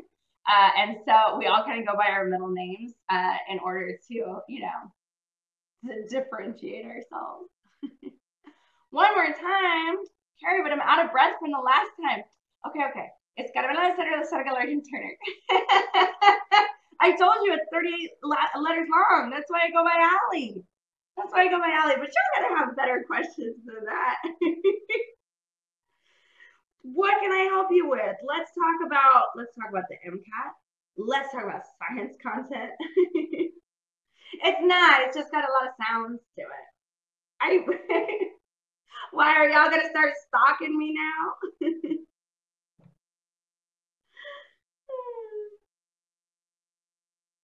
Oh, that's funny.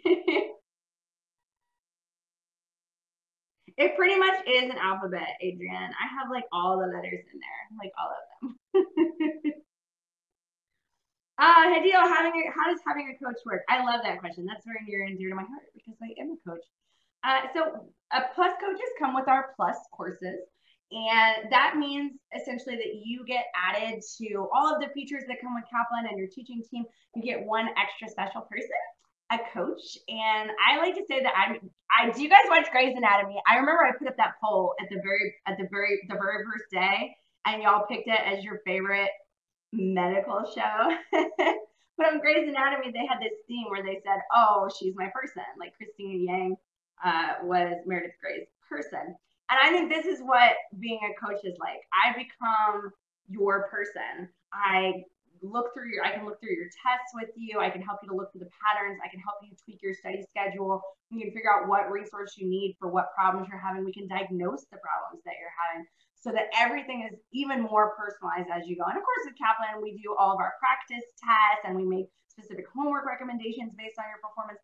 But this is that extra level of personalizing it for you and just help to guide you through it. And, you know, we can look for any kind of patterns. We can diagnose any kind of issues. I can guide you all through the way. Also, we can do a little bit of tutoring here and there. So if there's topics that are particularly sticky, I'll sit down with you and help you figure it out.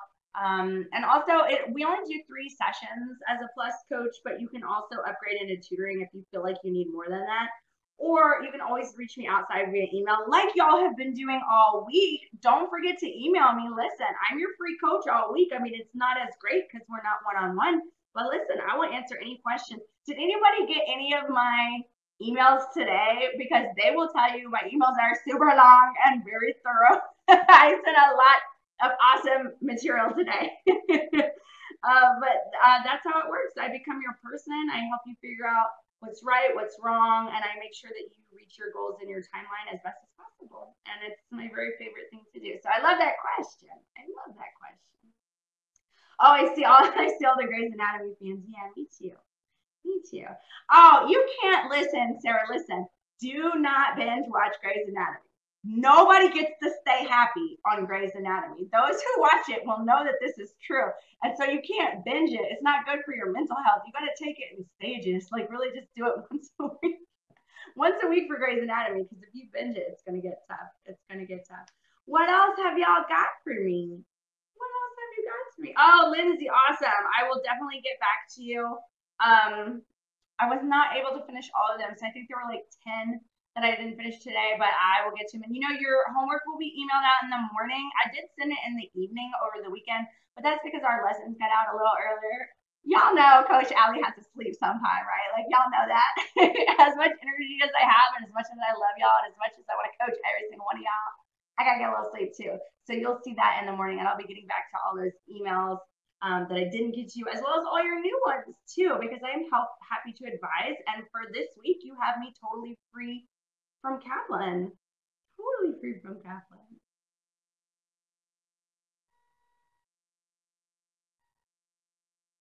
Oh, Adriana. Oh, you guys wanted me to send the why I missed it. I don't have a specific sheet for why I missed it, but I do have like an outline that kind of explains the process. And I did tell you that that is the actual remediation process for Yale Medical, is that you have to go back and say exactly why you missed it for each and every question when you don't do well on a test. And so I think it's great to even start thinking that now. Of course, all medical schools have their own remediation process. However, I imagine that they're not the only ones who do that. Emilio, great question. Where do you find the MCAT channel? So the MCAT channel is included with all of our courses except for the self-paced. The self-paced has a few like excerpts on recording, but all of the other courses, self-paced plus, live online, in person, tutoring, like everything will include it. And they're just part of a student's course, because that is really the thing that makes Kaplan unique, is that no two students will attend the same courses in the same schedule at the same levels. No two students will have the same homework recommendations, because we don't believe that you're the same as any other student. Sometimes students will ask me, they'll say, well, do you have an exact study plan? I need an exact study plan. And I will give you exact steps as we go, step by step, but I'm never going to give you an exact study plan, because your strengths are going to change, your area of opportunity. You're totally different from another student. You learn totally different. Sometimes I'll see that my plus coaching students are really picking up stuff fast from going to the channel. Sometimes I find it's not as fast, and we have to start adding in those science review videos, because when they can rewatch, it goes a little better. And so we're constantly tweaking those things. But that's what we do with our MCAT channel. That's the way that we put in elective lessons. That's how we make sure that students are not taking the same course as any other student in the same order at the same difficulty level. So it really is kind of like the core of most of our classes. Everything with the self-paced will come with the MCAT channel. So if you want to join us for all those lessons, over 100 hours of instruction, we do have the most instruction of any live course for MCAT, then you should sign up and you should join us. And I did tell you before too, and some of y'all even wrote to me about this, get a consultation. The link is above. It's totally free. You will talk to a real teacher. Figure out if you want Kaplan, but you're not sure about your path or what course to get or what's right for you, or even, you know, discounts or how you can afford it. Just set up a consultation. It's totally free, and they can answer for you, because I really hate to see people say, oh, I just can't do it. That's just beyond me. I don't know that that's true, because, you know, I got help, and also I was on a payment plan, and that's the only way that I was able to do it, but I was able to do it. And, you know, we have things at all different price points. Just set up a consultation. There's no reason to just assume. You should at least find out all of the information before making that decision. because Kaplan is the best, in my opinion. And I like my opinion, obviously. Oh, what do we have? Should you read the whole optics chapter before tomorrow's lesson? Adrian, not unless you've never studied that in your whole life, and you need to like learn everything that you would have learned in undergrad about the topic. But I would do the homework that I'm going to send out. Just see how you do at it. And if you haven't looked at it in a while, maybe brush up. But I wouldn't spend like the whole day tomorrow before the lesson just reading the whole chapter. I wouldn't do that. But if you feel like you need to brush up, then that might be good. But just make sure you don't end up reading the whole thing. I think come to the lesson, see how you do, and let that inform you. I feel like content review people usually do in reverse. You say, oh, I got to study before I can take a test. I got to study before I go to a lesson. And you should have a basic working knowledge, but like go to the lesson and then use that to say, oh, I understood A, B, C. I need to relearn D and E. Do the same with your test. Don't wait to take a practice test until you study.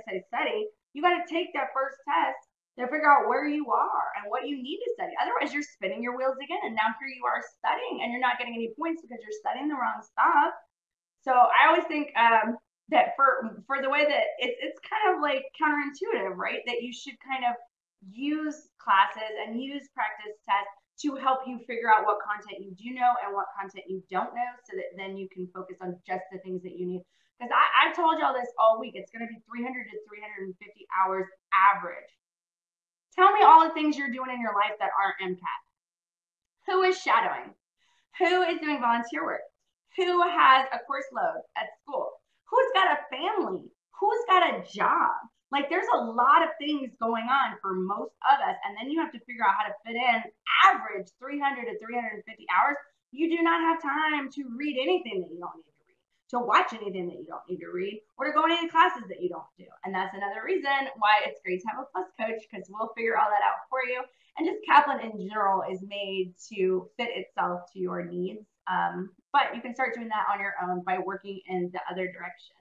Allow what you're learning to inform what you need to learn about content.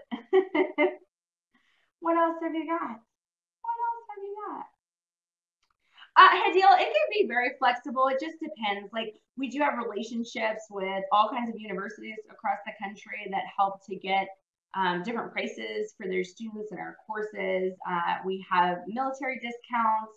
That goes for active military, spouses of military, children of military. We also have, we work with disabled veterans through the Department of Veterans Affairs to fully comp their courses. We work with the FAFSA.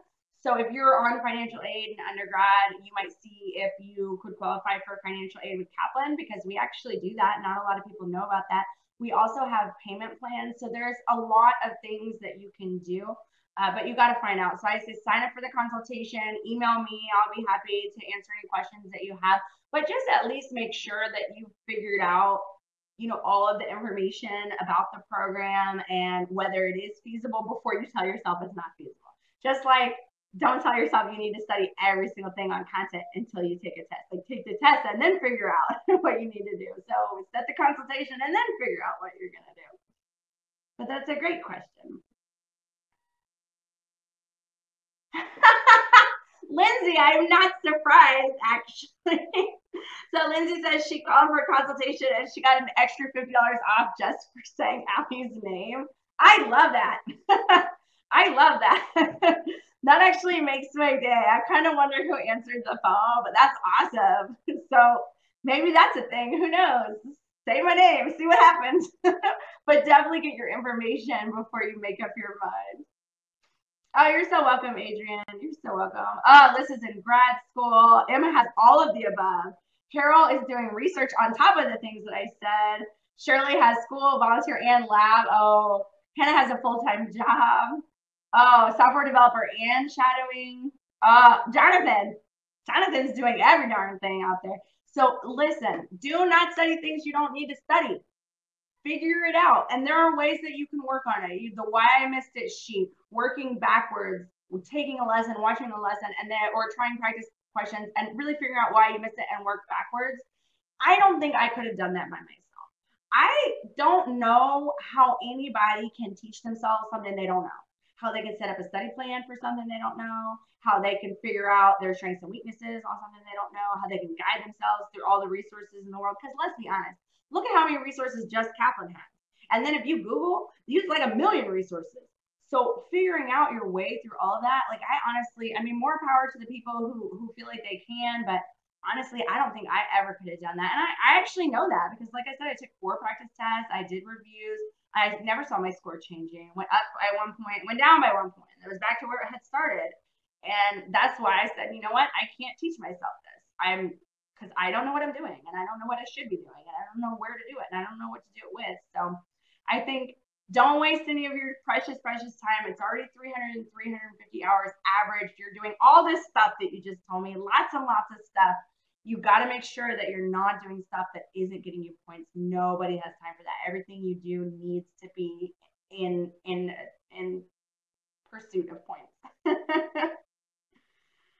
Ariel, how flexible are the payment plans? I know not a lot of people know that. That's why you got to get a consultation. There's like, the Kaplan website has like a lot of information that it's almost like you have so much information, maybe you don't have enough information. It's a little bit overwhelming. But that consult a teacher, that's not. It's just going to be you talking to a teacher about Kaplan, about your plan, about your timeline, and just figure out what's possible. The payment plans are, I think it's one installment per month. So it's like a monthly thing and it comes out automatically. And I don't know that it's super flexible, but I know that it's super helpful. And also you get all of your resources on the day that you sign up, even with the payment plan. So it's not like a layaway situation. You guys know layaway. It's not layaway. Like you have to wait till you pay it to start. You start immediately on that first payment. And another thing too, just about Kaplan courses that not everyone knows, when you look at those courses and you see the first course schedule is scheduled for like, I don't know, it's November the 6th day. You see that the first course schedule is like December 20th. That doesn't mean that you have to wait till December 20th. You get all of your resources on the day you sign up, including all of the live lessons on the MCAT channel, including all the diagnostic tools, including your plus coach. All of that stuff will start on the very first day that you sign up. So you don't have to wait for that core lesson. So if you're looking at schedules and you're like, oh, I really like this December 20th and, I'll buy it and then I'll just wait. Don't do that because you're wasting your time. You could be using the extra time. And I know we're all busy, but you could pick at it here and there. So I say get signed up as early as possible. Yes, Brenda, that's totally accurate. There can be financial aid. It runs through the FAFSA, so you have to prove financial need just like you do for undergrad. But we do have it. Set up that consultation. I'm telling you, you got to figure out what you can do, and we'll see like where we can meet. And maybe it's not feasible, but I kind of thought it wasn't feasible for me either. I haven't told my personal story to this group of students, but I'll tell you now. I was a struggling single mom when I came to Kaplan. I was working 3 part-time jobs. I was in school, and just, so I feel like I didn't know if I could do it, but I actually, it was my mama who helped me figure it out. But my mom said, well, she couldn't help me pay for it because she was also a single mom. But my mom said to me, she goes, listen, if you really want to do this, you don't have the score that you want. So if you really want to do this, then you gotta do something. You gotta make a change. And I didn't even know what to do. I didn't even know what was out there or anything. And she said, I heard this place called Kaplan. And she pulled up the website and I was like, oh, that looks cool. But like, I can't ever do that. I'm a single mom. How am I ever going to make that happen?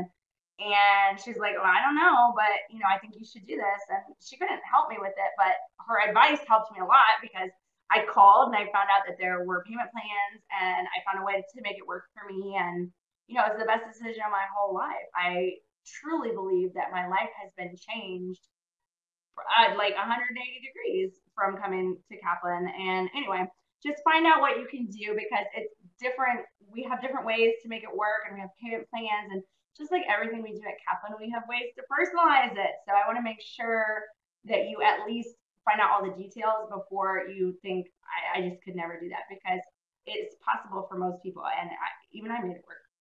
Even I made it. Adrian, that's funny. Which last name? I have 3 last names. That's why my name is so long. You'd have to properly pronounce all of them. And they're pretty hard, actually. Well, not the last one. The last one is pretty easy. Yes, we're going to talk about the do's and don'ts of making the study plan. We're definitely going to do that this week. And we're also going to talk about how many hours you should spend, because I think sometimes students get a little overwhelmed with that, because you're like, oh, I should spend 40 hours a week doing MCAT, but maybe you only have 20 because of all the other things you're doing, and you shouldn't spend 40 hours. You remember that poll I put up yesterday, and I said, admit your bad habit, your MCAT bad habit. And it was like, some of y'all are on Netflix, some of y'all are on Hulu, some of y'all are on Twitter. And then the last thing I put on that list was, I MCAT all day, every day. But some of y'all chose that. I think you thought that was maybe the right answer because it was the only MCAT thing on the list. But the reason I put it there is because that's another bad habit, to MCAT all day, every day, because you're going to burn out. And also, learning science tells us that you have to rest in order to recoup and be prepared to learn some more. Have you guys ever learned so much or read so much that you ended up having to reread? And you're like rereading and rereading because your brain is just like done absorbing. That's what's going to happen if you try and spend 40 hours a week. So that's why I put that on the bad habit list, because it's also a bad habit. But we will definitely talk about study planning, do's and don'ts, and a basic breakdown of how many hours you should spend. But it's, again, we can't be one-on-one like we would, or we will when you request me for a plus coaching, but we'll try and make it as feasible for everyone. So it might need some tweaking for you depending on how many hours you have outside, or how much time you have, or how many resources, but we're definitely going to get a basic idea of how to get that done. I have not, Expert Carrie. I have not. But you can tell them about it. Yeah, Gagan, we do have a free trial. So when you come out of this week, and you can email us too. You can email me at consultantteacher@kaplan.com, and we can talk about it and see if that's also right for you. But I think I was saying this too, and I got an email yesterday from one of you, and you were saying, Teacher Allie, the format is a little different now. I like the before format when we were in the classroom, and here it's like a little bit too many people, and it's on YouTube, and it's all this stuff. And I was like, oh, it's just for this week. And that's because it's the free week at MCAT, so there's a lot of y'all. And so we had to use this format. But if you end up signing up for the Kaplan free trial, you'll get to see how Kaplan works actually inside of our classrooms, with actual teachers and features and everything just the same as you will have when you enroll. So you might want to try that. And Teacher Carrie, yeah, it's up above now. There you go. So we put it up above, and you can sign up there if you want to. Do we have anything else? Was that the end of it?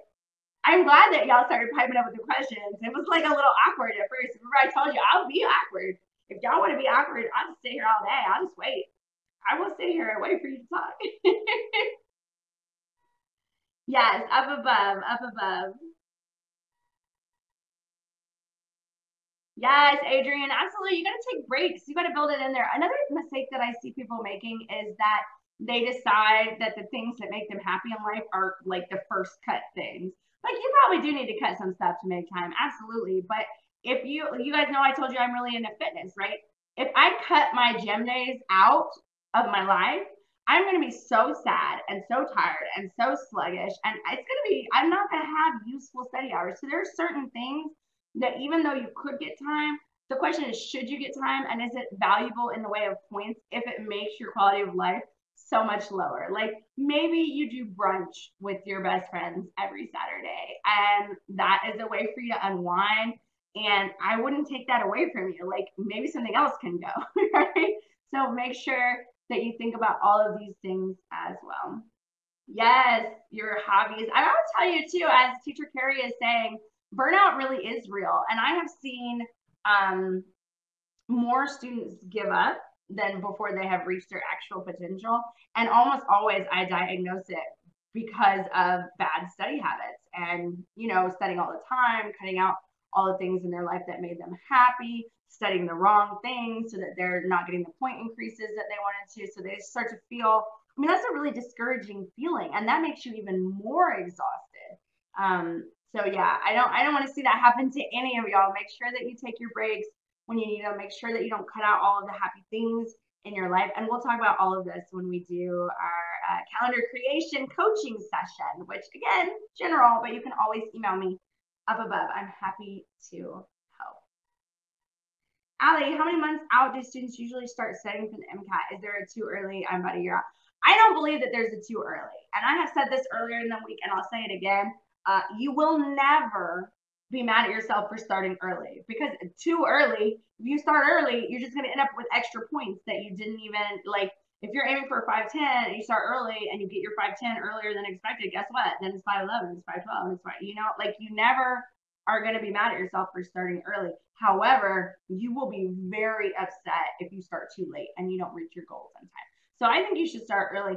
And one of the really cool features about Kaplan too, because I always love to talk about Kaplan, but the really cool feature about Kaplan is that you can repeat our course entirely for free. So there's a lot of students, even starting in their sophomore year, that will enroll in Kaplan, because then they can have the Kaplan and then they can repeat it when they're ready to get even more involved, so they can be picking at it for a while and then they can kind of heat up when the time is right, or so they can heat up at times when it's more feasible, right? So that you start earlier, you spread it out longer, you can use the repeat option, you can spread it out to like a year and a half that way if you really work at it. And then you can say, okay, it's winter break, so I'm going to really, really study. And then I'm going to go back to just picking at it. Okay, it's summer break, and I'm going to really get hot again. And then, it's fall, I'm going to pick at it. And guess what? It's January, and now I'm going to take my test. So I always think starting early is better. But if you want to figure out what your absolute last start date is, I would think about that average 300, 350 hours. I break out a calendar. I put all the things you're going to do, like I'm working, I'm shadowing, I'm going to school, I'm volunteering, and then put in, your cousin's wedding next week, all the things that that you're doing in the time period. And then you don't have to say exactly what you're going to be doing, but just put blocks for MCAT, reasonable blocks. Like I could do 2 hours here, I could do 3 hours here, I could do an hour over here, and see how long it will take you to get to 350 hours. Again, that's an average, so you might need more, but that's the way that I would figure out my absolute latest time to start. But yeah, you want more time rather than less, always. And yes, you can always move your test date up if you feel like you've reached something or you've reached your score range earlier. But what you can't do is you can't always push it back comfortably. Like you can always push it back, but not always comfortably. Sometimes it's going to mean having to take a gap year. Sometimes it's going to mean being in a more competitive pool of applicants and not making it that year, and then the gap year. So I advise starting early. But I'm so glad that y'all brought all those questions, because I was a little bit worried at the beginning. You're so welcome, Allie. You're so welcome. I love that name too, by the way. You obviously have great taste. Kitty, it depends on all the other things that you're doing in your life. Kitty asks, what's a reasonable amount of hours to review for the MCAT each week? It honestly depends on your starting score, your goal end score, your projected test date, and how much other stuff you have going on in your life. But if you want, you can always email me and tell me more about your situation, and we can start to make, some suggestions based on that. But I'd like to hear more about what's going on, because again, there's no one thing for anybody ever. You don't learn like other people. You don't have the same strengths and weaknesses. You don't have the same timeline or the same stuff going on in your life. So I got to personalize it for you. But go ahead and email me. It's up there, consultantteacher@kaplan.com.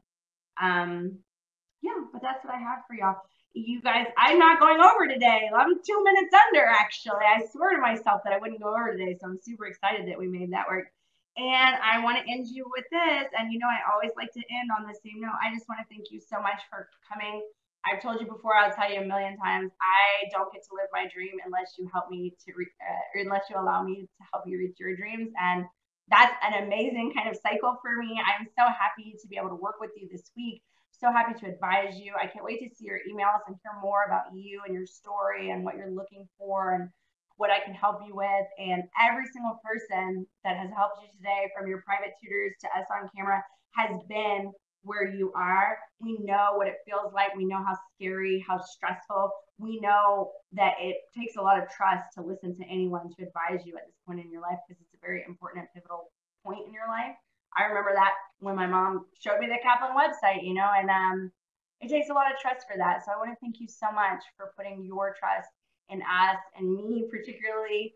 It just means the world to me. So thank you so much, honestly, from the bottom of my heart. Thank you for coming. I can't wait to see you next time. And for the rest of the week, I look forward to seeing you. And that's all I got tonight. Bye-bye.